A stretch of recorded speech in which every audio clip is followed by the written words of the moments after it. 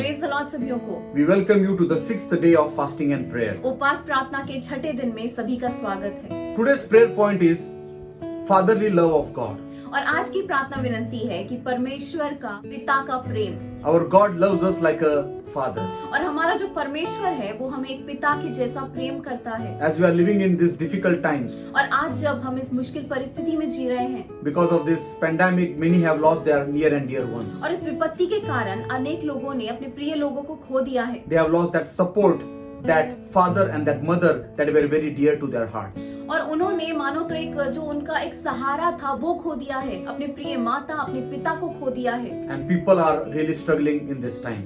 और बहुत सारे लोग आज इस समय में संघर्ष कर रहे हैं। So God wants to encourage you और आज परमेश्वर आपको उत्तेजन देना चाहता है and also remind us that we have a heavenly father who loves us. और साथ ही हमें याद दिलाना चाहता है कि हमारा एक स्वर्गीय पिता है जो हमें बहुत ही ज्यादा प्रेम करता है। So from past few days we are focusing on Mark chapter 2.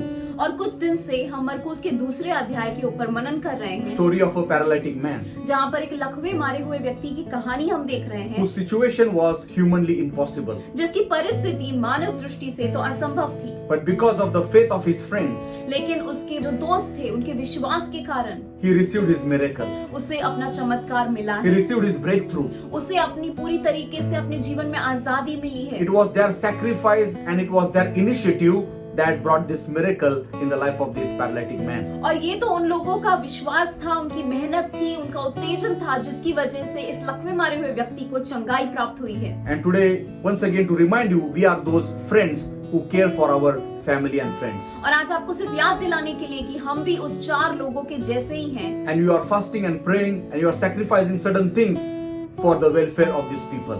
और आप भी उसी प्रकार से आप आज उपवास कर रहे हैं, प्रार्थना कर रहे हैं, मेहनत कर रहे हैं ताकि आप किसी का भला कर सके। And God is going to surely reward your efforts. और आज परमेश्वर पूरी तरीके से आपकी सारी मेहनत को आज एक फल लेकर आएगा। So let's turn to Mark chapter 2 and verse 5, and it says, when Jesus saw their faith, he said to the paralyzed man, son, your sins are forgiven. मरकुस का दूसरा अध्याय और 5वां वचन, यीशु ने उनका विश्वास देखकर उस झोले के मारे हुए से कहा, हे पुत्र, तेरे पाप क्षमा हुए। So one important word that Jesus used here is son. यहाँ पर एक विशेष शब्द जो यीशु मसीह ने इस्तेमाल किया है वो है पुत्र। Before forgiving his sins, उसके पापों की क्षमा करने के पहले, before healing his sickness, उसकी बीमारी को चंगा करने के पहले Jesus calls him son. यीशु मसीह ने उसे पुत्र कहा है। And I firmly believe that this man, when he heard this word son, और मुझे पूरा भरोसा है कि जब इस व्यक्ति ने उस शब्द पुत्र को सुना होगा, oh, his internal condition was completely healed. कि उसकी जो अंदर की स्थिति होगी वो पूरी तरीके से अच्छी हो गई होगी। Jesus is not identifying his condition, but he is giving him a status of a son. और यहाँ पर यीशु मसीह उसकी परिस्थिति के बारे में बात नहीं कर रहा है, लेकिन उसको एक औधा दे रहा है, एक पद दे रहा है, और वो है पुत्र का औधा। Maybe because of his sickness and his crippled condition, he was identified as a paralytic man of this city.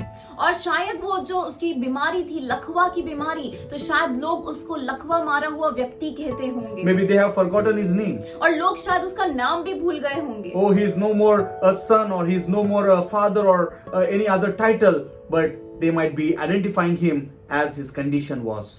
और आज शायद वो पिता नहीं होगा, एक पुत्र नहीं होगा, या कोई भी नहीं होगा, उसकी जो स्थिति है, वो जो था, जिस परिस्थिति में था, उसकी वजह से उसका नाम बोला जा रहा था। And we see that it is very common in this world. People try to take our condition and identify us or name us according to our situation. और वैसा ही आज इस दुनिया में भी होता है कि लोग हमारे नाम को बोलने की बजाय हम जिस स्थिति में हैं, हम जिस परेशानियों में जा रहे हैं, वो परेशानियां हमारा नाम बन जाती हैं। But that is not with God. लेकिन ऐसा हमारे परमेश्वर के साथ नहीं होता। When Jesus looked at him, जब यीशु मसीह ने उसे देखा the है, first word that comes from his mouth, एक पहला शब्द जो उसके मुंह से बाहर आया है, he says son. उसने कहा है पुत्र। And through that we can see the heart of God. और इस बात से हम परमेश्वर का दिल देख सकते When हैं। God looks at the suffering and dying humanity, the first word come from his mouth is son.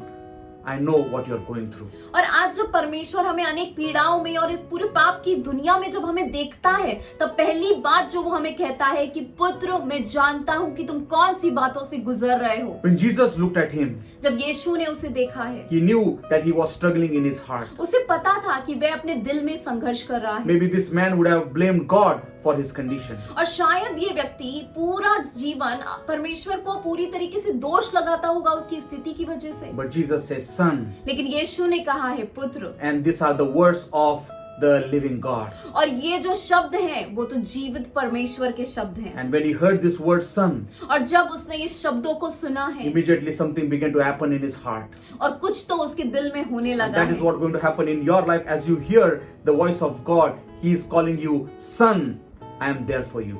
और आज वैसा ही आपके जीवन में होगा जब आप परमेश्वर की वाणी सुनेंगे कि हाँ बेटा, हाँ पुत्र, मैं तुम्हारे साथ हूँ। So even the male and female both have received this status as a son. आज अगर स्त्री है पुरुष है, दोनों को ही पुत्र कहा गया है। Because the word of God tells us in John chapter 1 and verse 12, but to all who did receive him, who believed in his name, he gave the right to become children of God. अगर हम देखें यूहन्ना का पहला अध्याय और 12 वचन में, परंतु जिन्होंने उसे ग्रहण किया उसने उन्हें परमेश्वर की संतान होने का अधिकार दिया, अर्थात उन्हें जो उसके नाम पर विश्वास रखते हैं। So how do we become children of God or sons of God? हम परमेश्वर की संतान या हम परमेश्वर का पुत्र कैसे बनते हैं? It says in this verse, who did receive him. यहाँ पर वचन कहता है कि जिन्होंने उसे स्वीकारा है। If you have received Jesus, you have become the child of God. अगर आज आपने यीशु मसीह को स्वीकारा है तो आज आप परमेश्वर की संतान बन गए हैं। If you have believed in his name, you have become the child of God. अगर आज आपने उसके नाम पर भरोसा किया है तो आज आप उसकी संतान बन गए हैं। Not anybody can just come and say, you are my father, but those who have received him and those who have believed in him. कोई भी आके उसे पिता नहीं कह सकता, लेकिन सिर्फ जिन्होंने उसे स्वीकारा है, जिन्होंने उसके नाम पे विश्वास किया है, सिर्फ उन्हीं को हक है बोलने का अब्बा पिता। And third thing, who can receive God as his father? और कौन से ऐसे लोग हैं जो परमेश्वर को पिता के जैसा मान सकते हैं, ग्रहण कर सकते हैं? Galatians chapter 3 and verse 26, it says, you all are sons of God through faith in Christ Jesus. गलातियों का 3 अध्याय और 26 वचन, क्योंकि तुम सब उस विश्वास करने के द्वारा जो मसीह यीशु पर है परमेश्वर की संतान हो। So everyone who believes in the name of Jesus Christ, who receives Jesus Christ, who has faith in Jesus Christ, they can become children of God. हर एक व्यक्ति जिसने यीशु मसीह को स्वीकारा है, हर एक व्यक्ति जिसने यीशु मसीह पे विश्वास किया है, उसके ऊपर पूरा भरोसा किया है, वो हर एक व्यक्ति आज परमेश्वर की संतान है। When you become a child of God or a son of God, जब आप परमेश्वर की संतान बन जाते हैं या उसका पुत्र बन जाते हैं, oh, heaven is open for you. उस समय स्वर्ग आपके लिए खुल जाता है। A son doesn't have to take any appointment from his father. और एक पुत्र जो है उसे अपने पिता से मिलने के लिए इजाजत नहीं लेनी पड़ती। He can go and meet his father anytime. वो कभी भी अपने पिता के पास जाकर मिल सकता है। As a son, we have certain privileges. It is mentioned in the word of God.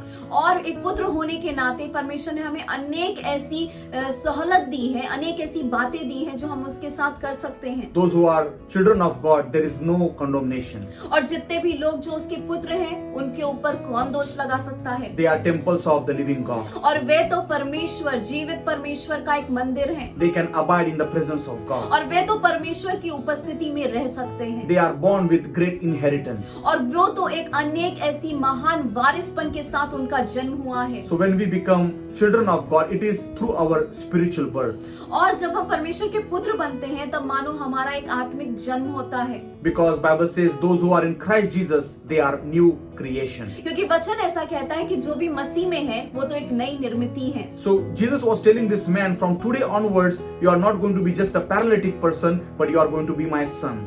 और परमेश्वर यीशु मसीह उस व्यक्ति को कह रहा था कि आज से तुम एक लकवे मारे हुए व्यक्ति नहीं होगे, लेकिन आज से तुम मेरे पुत्र होगे। There is a relationship involved in between you and me. और अभी से तुम्हारे और मेरे बीच में एक रिश्ता होने वाला है। Because he was a middle-aged man. क्योंकि वो तो एक मध्यम उम्र का था। And he had many worries about his future, what is going to happen next.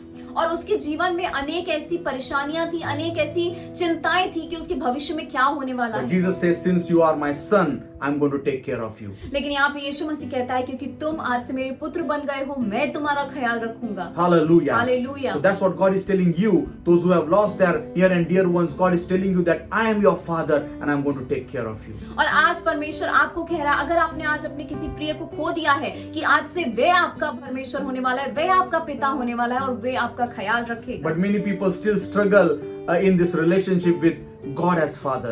लेकिन अनेक लोग बहुत ही ज्यादा संघर्ष करते हैं ये समझने के लिए कि परमेश्वर उनका पिता है। They say, I am a sinner. How can God love me as a child? और वो लोग तो कहते हैं मैं तो पापी हूँ, मुझे परमेश्वर कैसे पुत्र के जैसा स्वीकार सकता है। But the role of the Holy Spirit is very important for us in our sonship. लेकिन आज पवित्र आत्मा का जो कार्य है हमें पुत्र बनाने में, वो बहुत ही ज्यादा महत्वपूर्ण है। And when we read in Romans chapter 8 and verse 14, और अगर हम पढ़े रोमियो का 8वां अध्याय और 14 वचन, it says the importance of the Holy Spirit, because those who are led by the Holy Spirit, they are children of God, they are sons of God. और यहाँ पर पवित्र आत्मा का महत्व बताया गया है कि जितने भी लोग पवित्र आत्मा के द्वारा चलते हैं, उसके अनुसार चलते हैं, वे लोग तो परमेश्वर के पुत्र कहलाएंगे। So you need to say that, oh Holy Spirit, lead me and guide me, let me understand my status and my new role as a son of God. और आज आपको विनंती करनी है, पवित्र आत्मा मेरी सहायता करिए, मुझे चलाइए ताकि मैं समझ पाऊं कि मैं परमेश्वर का पुत्र हूं और वो पुत्र की क्या जिम्मेदारी है उसको मैं जान पाऊं। So Holy Spirit leads us in this sonship.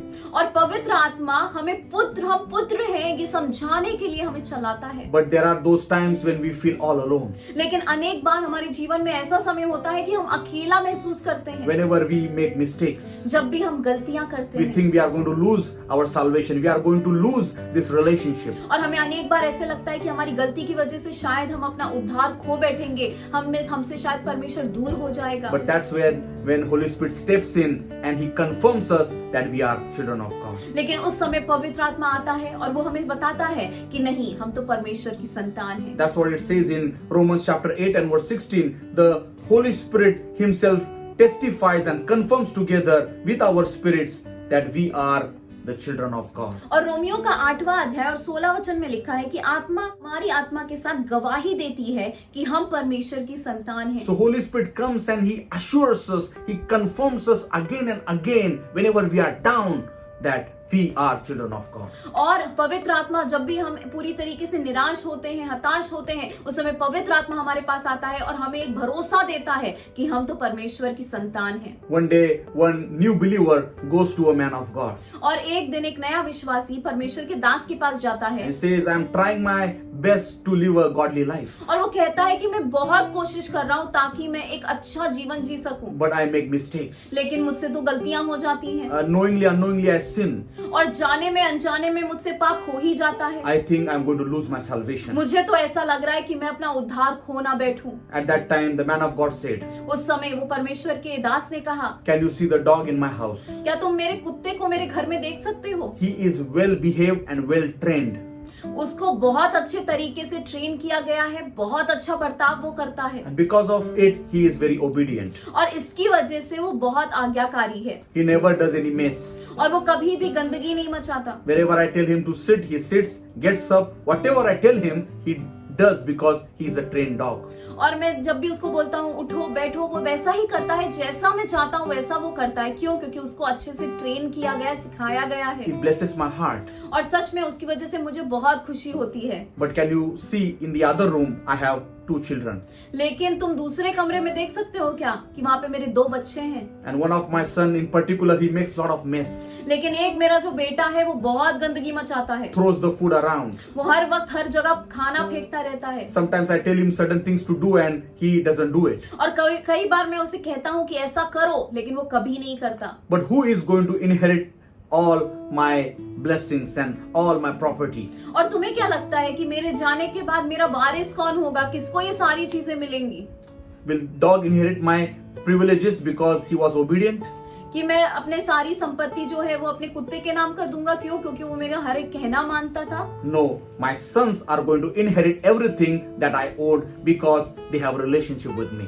नहीं, उस कुत्ते को कुछ नहीं मिलेगा, लेकिन उस बेटों को जिनका मेरे साथ रिश्ता है उनको मैं वारिस बनाऊंगा। क्यों? क्योंकि उनका तो मेरे साथ एक रिश्ता है। Hallelujah. Hallelujah. Oh, since you and me have a relationship with our Father, क्योंकि आपका और मेरा अपने पिता के साथ एक रिश्ता है, He understands that we make mistakes as human beings. और उसको पता है कि एक मानव होने के नाते हमसे अनेक गलतियां हो जाती हैं, That's why He has given us the Holy Spirit. और इसके लिए उसने हमें पवित्र आत्मा दी And है। Holy Spirit leads us and guides us and confirms us and makes that hatred towards the sin and worldly things. और इसके लिए पवित्र आत्मा हमें चलाता है, हमें सिखाता है, और हमारे दिल में पाप के विरुद्ध एक घृणा निर्माण करता है। God is working in your life. और परमेश्वर आज आपके दिल में कार्य कर रहा है। At the end of the day, you are His child and you will inherit His blessings and everything that He owns.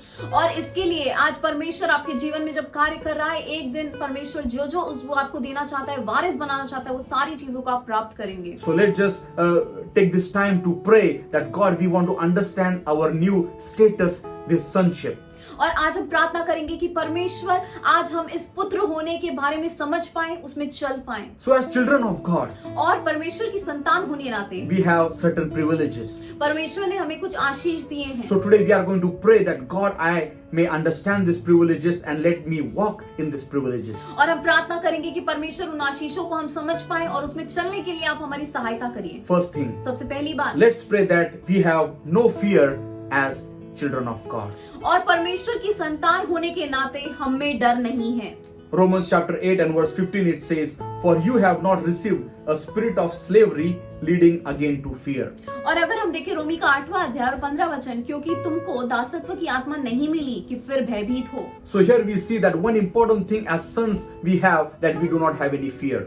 और एक बात जो हम देख सकते हैं कि अगर हम पुत्र हैं तो हमारे अंदर डर नहीं होगा। When a son and a slave is in the same house, और अगर एक घर में एक पुत्र और दास एक साथ हैं, the slave is always afraid about his performance and whether my master will punish me or not. और जो दास है वो हमेशा डरता रहता है, डर डर के जीता है कि मैं कौन सा काम कर रहा हूँ, मैं क्या नहीं कर रहा हूँ, जिसकी वजह से मुझे कुछ सजा ना मिल जाए। But there is a son. लेकिन वहाँ पर एक पुत्र है, He knows the heart of his father. वह अपने पिता का दिल जानता है, He is just honest in whatever he is doing and his father loves him. और वो जो भी करता है वो सारी चीजों में सच्चा रहता है, और उसके पिता उससे प्रेम करते हैं। There is no fear in the life of his son और उसके पुत्र में कोई भी तरीके का डर नहीं होता, because he knows that my father is standing with me. क्योंकि उसे पता है कि उसका पिता उसके साथ खड़ा He है, will provide all my needs. और वो मेरी सारी जरूरतों को पूरा He will करेगा, protect me. वो मुझे पूरी तरीके से सुरक्षित रखेगा। So today we need to pray that God, as a child of God, as a son of God, let there be no place for fear in my life.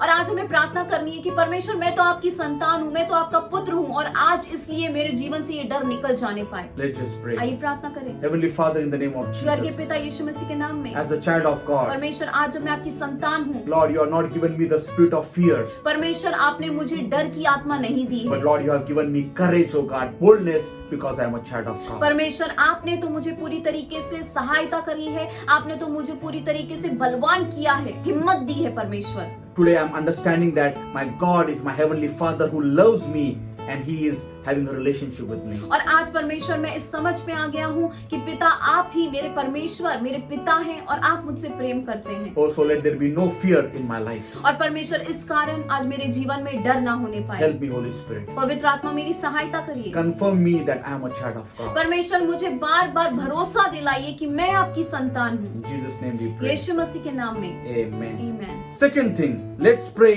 to use the authority we have received as child of God. और दूसरी बात हम प्रार्थना करेंगे कि परमेश्वर हमारी सहायता करिए ताकि जो पुत्र होने के नाते अधिकार मिला है हम उसे इस्तेमाल कर सके। Let's again turn to Romans chapter 8 and verse 15, the second part. But you have received the spirit of adoption as sons, by which you cry, Abba, Father. Romeo का 8वां अध्याय और 15 वचन, परंतु गोद लेने की आत्मा मिली है जिससे हम हे अब्बा, हे पिता कहकर पुकारते हैं। So as we see in this verse, we have been adopted by our God. और आज हम यहाँ पर देख सकते हैं कि परमेश्वर ने हमें गोद लिया है, And because of that, we have a status of a child or a son. और इसकी वजह से आज हमारे जीवन में एक पुत्र का, एक संतान का शीर्षक है। And every son has certain privileges and rights and authority. और हर एक पुत्र को कुछ आशीष रहते हैं, कुछ हक होते हैं, कुछ अधिकार मिलते हैं। So today, as a child of God, we have received the authority to use the name of Jesus. और आज एक संतान होने के नाते परमेश्वर ने हमें अधिकार दिया है ताकि हम यीशु का नाम इस्तेमाल कर सकें। Whatever you ask in the name of Jesus to the Father, He will give it to you. और जो भी आप यीशु मसीह के नाम में पिता को मांगेंगे वे आपको दे देगा। He has given us authority and power to pray for the sick people, to cast out demons. और उसने तो हमें यीशु के नाम में अधिकार दिया है कि हम बीमारों के लिए प्रार्थना करें, जितने भी ऐसी अशुद्ध आत्माएं हैं उन्हें धमका दें, Or heal the broken heart. और जिनका भी दिल टूटा हुआ है उनके जीवन में चंगाई लाएं, Set the captives free. और जितने भी बंधन में है उन्हें आजादी में We लाएं। can do good things in this world. और हम इस दुनिया में अच्छी बातें कर सकते हैं। God has given us authority. परमेश्वर ने हमें इसको करने के लिए अधिकार दिया So है। today let's just pray that God, let I may understand what authority I have received as a child of God. और आज हमें प्रार्थना करनी है कि परमेश्वर एक संतान होने के नाते, एक पुत्र होने के नाते मेरे अंदर क्या अधिकार है, इसे समझने के लिए मेरी सहायता करिए। Heavenly Father, in Jesus' name, स्वर्गीय पिता यीशु मसीह के नाम Holy Spirit, in में, your presence, O Lord, पवित्र आत्मा आपकी उपस्थिति में, as a child of God, एक पुत्र होने के नाते I have received authority and power. मुझे आपके द्वारा एक अधिकार मिला है, एक हक मिला है। Oh, today I'm going to use that authority and power in the name of Jesus. और आज मैं यीशु मसीह के नाम में उन अधिकारों को, उन हक को इस्तेमाल करता हूँ, Because God is my Father.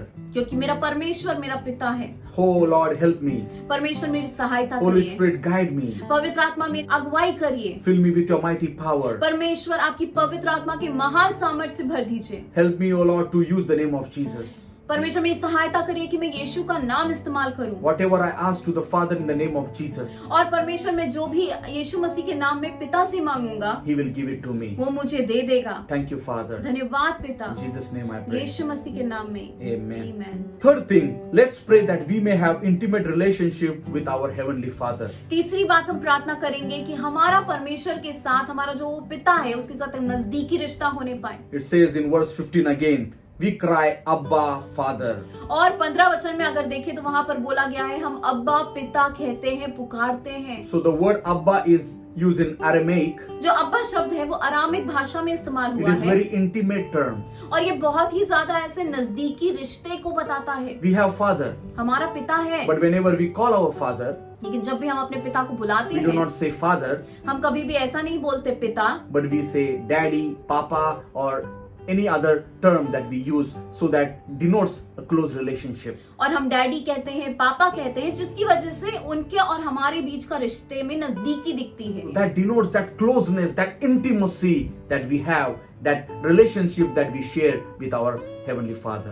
और ये सारे जो शब्द हैं ये क्या दिखाते हैं कि हमारा हमारे परमेश्वर के साथ एक नजदीकी का रिश्ता है। See, this word Abba is also filled with lot of emotions. और ये जो शब्द अब्बा है इसमें बहुत सारी भावनाएं हैं। Heavenly Father, in the name of Jesus. स्वर्गीय पिता यीशु मसीह के नाम में, Oh God, help us to understand that we have our Abba Father. परमेश्वर हमारी सहायता करिए ये समझने के लिए कि हमारा एक अब्बा पिता है, That we may have intimate relationship with Him. ताकि परमेश्वर हम उसके साथ एक गहरा रिश्ता रख सकें। It is not just another relationship, और ये सिर्फ एक अलग रिश्ता नहीं but है, it is the most intimate relationship that we share with our Heavenly Father. और ये एक गहरा रिश्ता होने पाए जो हम अपने स्वर्गीय पिता के साथ रखने पाए। Whenever we cry out to our Father, He understands the emotion behind our voice. और आज जब भी हम हमारे पिता को हम उसको पुकारते हैं तब उसे उस नाम के पीछे भावनाएं भी पता चलती हैं। Whenever we are having discouragement, He understands the pain in our voice.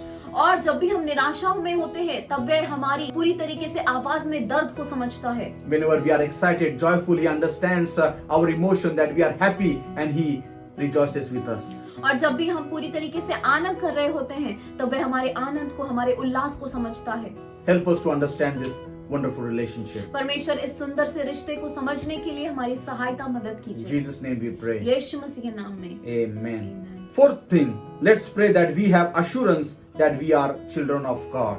और आज हमें एक भरोसा होने पाए कि हम परमेश्वर की संतान हैं। Verse 16 in Romans chapter 8 and verse 16 says, the Spirit Himself testifies and confirms together with our spirit that we are children of God. 16 वचन, आत्मा आप ही हमारी आत्मा के साथ गवाही देता है कि हम परमेश्वर की संतान हैं। Many times in relationships, अनेक बार हमारे रिश्तों में again and again we have to assure that person that yes, I love you, I'm there for you. और कई बार हमारे रिश्ते में हमें लोगों को भरोसा देना पड़ता है कि हम उनसे प्यार करते हैं, हम उनके लिए हैं। And that's why many times the parents, they always tell their children that I am with you, I am there for you. They have to assure them again and again. और इसके लिए हमेशा जो माँ बाप होते हैं वो अपने बच्चों को बार बार कहते हैं कि मैं तुम्हारे साथ हूँ, मैं तुमसे प्रेम करता हूँ। ये सारी बातें वो बार बार दोहराते रहते हैं। Even we see in the life of Jesus Christ. और हम यीशु मसीह के जीवन में भी देख सकते हैं। At the time of baptism, Heavenly Father told him that you are my beloved son.